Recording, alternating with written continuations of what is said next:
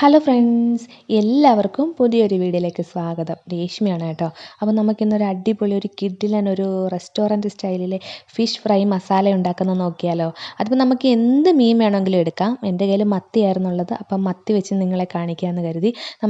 നമുക്കിപ്പോൾ കിട്ടുന്ന അയിലയോ ചൂരയോ ചൂടയോ നെമ്മീനോ എന്തിന് വേണമെങ്കിലും ഈ മസാല യൂസ് ചെയ്യാം.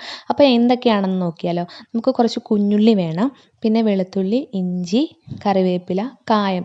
എൻ്റെ കയ്യിൽ കട്ടക്കായമായിരുന്നുള്ളത്. നിങ്ങളുടെ കയ്യിൽ പൊടിക്കായം ആണെന്നുണ്ടെങ്കിൽ അത് എടുക്കാം. പിന്നെ ഇത് നമുക്ക് അളവുകൾ കൂട്ടി എടുക്കാം. എന്താണെന്ന് വെച്ചാൽ ഇത് നമുക്ക് കുറേ നാളത്തേക്ക് സ്റ്റോർ ചെയ്ത് വെക്കണമെന്നുണ്ടെങ്കിൽ ഞാനിത് ഒരാഴ്ചത്തേക്കുള്ളതിന് വേണ്ടി മാത്രമേ എടുത്തിട്ടുള്ളൂ. എന്നിട്ട് നമുക്കിതെല്ലാം കൂടി മിക്സിയുടെ ജാറിലിട്ട് അരച്ച് കൊടുക്കണം. അതിന് മുമ്പായിട്ട് നമ്മൾ ഈ മീൻ വറക്കുന്നതിനുള്ള പൊടികളുണ്ടല്ലോ, മുളക് പൊടി, മഞ്ഞൾപ്പൊടി, ഉലുവാപ്പൊടി, കുരുമുളക് പൊടി, ഉപ്പ്, ഇതെല്ലാം ചേർത്തിട്ട് നമുക്കൊന്ന് നന്നായിട്ട് അരച്ച് കൊടുക്കാം. നല്ല ഫൈനായിട്ട് അരഞ്ഞെടുക്കും കിട്ടും. അത് നമുക്ക് ഇതേപോലെ ഒരു കണ്ടെയ്നറിനകത്താക്കി ഫ്രിഡ്ജിൽ സൂക്ഷിക്കാമെന്നുണ്ടെങ്കിൽ നമുക്ക് എപ്പോഴും ഈ മസാല ഉണ്ടാക്കാൻ നിൽക്കേണ്ട.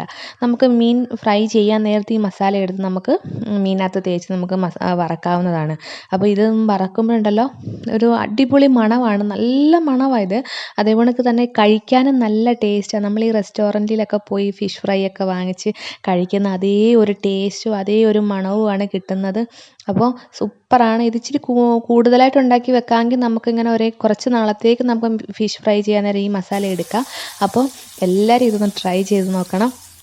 ട്രൈ ചെയ്ത് നോക്കിയിട്ട് അഭിപ്രായങ്ങളൊക്കെ എന്നെ കമൻറ്റിൽ കൂടെ അറിയിക്കണം. എന്താണെന്ന് വെച്ചാൽ അത്രയ്ക്ക് സൂപ്പർ അടിപൊളി മണവും രുചിയൊക്കെയാണ്. അപ്പോൾ അടുത്ത വീഡിയോയിൽ കാണുന്നവരെ